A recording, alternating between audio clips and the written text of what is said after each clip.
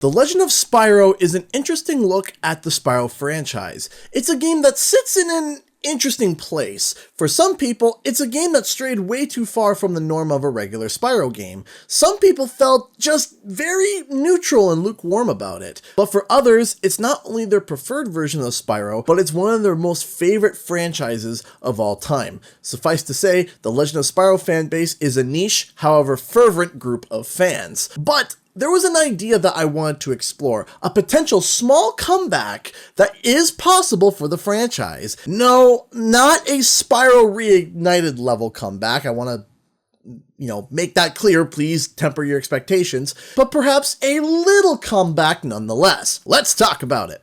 What's up guys, Canadian Guy here, and I am back with what I believe is to be probably one of the first dedicated videos that is literally all about the Legend of Spyro series. The Legend of Spyro was Spyro's first reboot back in the mid to late 2000s and was the in-between for the original Spyro the Dragon and the Skylanders franchise. When looking at the fan base as a whole, the Legend of Spyro is a small but dedicated and fervent fan base. When Spyro Reignited was being teased, there were many that were within that said dedicated community that also raised their voices asking for representation for their favorite version of Spyro. Most people heard silence from Activision, but if you dug a little bit more, there is a little bit something worse than silence.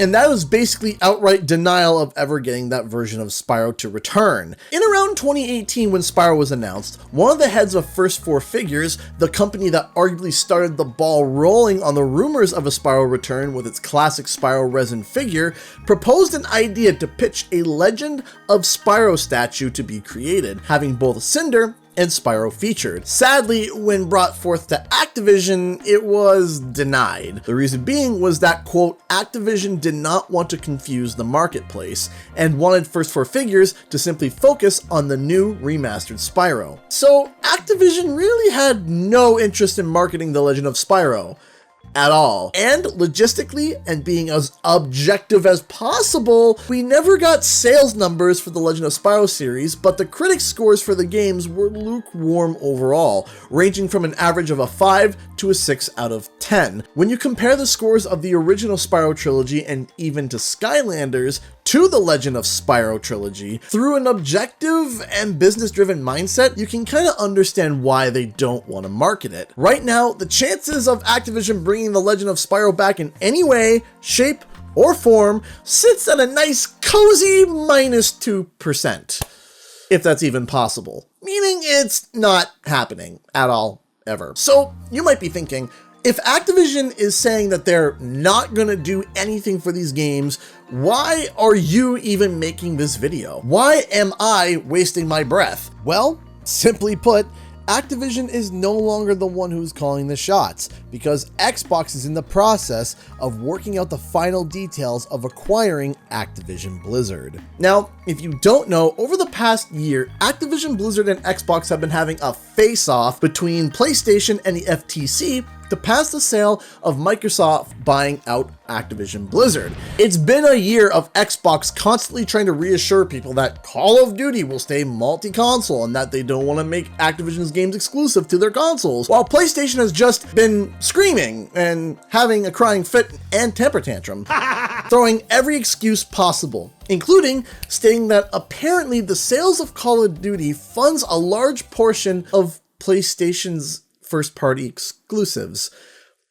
I need to stop myself before I go down this rabbit hole of ranting, because I'll go on for 20 minutes about how stupid it is to rely on a third party to fund a majority of your first-party titles, if that argument is even remotely true. Now, while PlayStation and Jim Ryan have been having their temper tantrum, Xbox has been releasing article after article, interview after interview, trying to reassure the world and the FTC that they're not going to be taking the games away from people, but will in fact encourage these games to be on more platforms. However, the FTC was not really convinced, so they decided to take Xbox to court.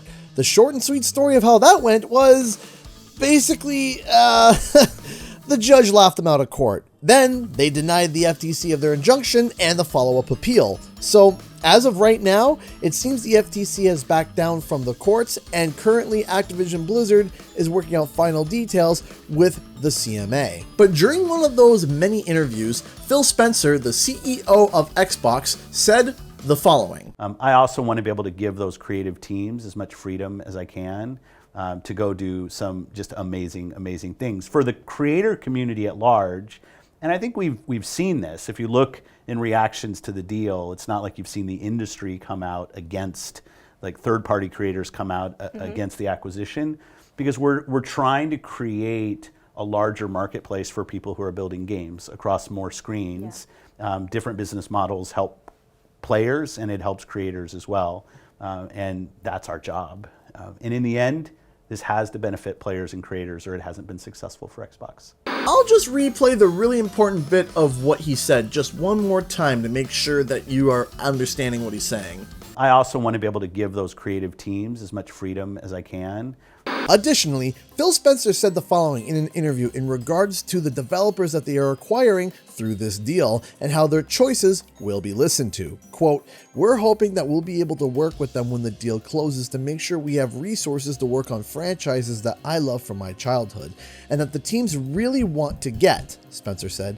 "I'm looking forward to these conversations. I really think it's about adding resources and increasing capability." Xbox really just lets their studios run wild to make whatever they want. They want creators to make what they feel is fulfilling and fun to them. And this is where I think there's a small chance that The Legend of Spyro could make some kind of a small return. If what Phil is saying is true, which again, I do believe him, creators and developers will have a lot more free reign over what they develop, which means that yes, if there is a desire within the Activision studio framework under Xbox's new leadership, hypothetically there could be some kind of a comeback for the Legend of Spyro series. By the way, if you love any version of Spyro, consider subscribing as I talk about our purple ad all the time. Anyway, let's get back to the video. Now, while I raised your hopes a little bit, I don't want you to run off with thinking that the Legend of Spyro suddenly has a great chance of making a comeback. Remember what I said at the start of the video. Temper your expectations. Under Activision, the series was not coming back.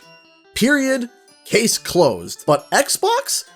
Well, there seems to be wiggle room. The Legend of Spyro series could come back, but not as a remaster in the caliber of the reignited trilogy, but more of a modern HD port, as in the game has its aspect ratios fixed, UI is updated, control scheme adjusted, resolution increased to 4K or at least 1080p, you get the picture. But I also think that they won't have a physical edition to buy either, but will likely either be digital only and or on Game Pass. Phil Spencer has also gone on record to say that he is so excited for all the IPs that they will be acquiring, as Activision has a literal treasure trove of different games and IPs.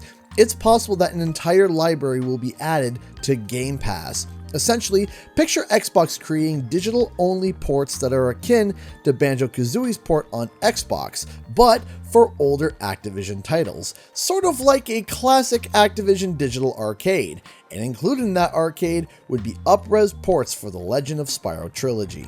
And I warn you, even this conceptual idea is not very likely, but more likely than what Activision had. Because here's the thing, and it's the main reason why I'm making this video. Even if this idea has a 10% likelihood of actually happening, 10% is literally infinitely more than -2% under Activision. This idea would not make it under Activision Studios, but under the interesting circumstances that is unique to Xbox, especially if it's on Game Pass, I could see the original Legend of Spyro trilogy come to Game Pass. What do you think though? Do you think it's possible? Do you want this to happen? Would you play it? Argue about that in the comment section below. Thank you so much for watching, and I'll see you guys in the next video and or live stream.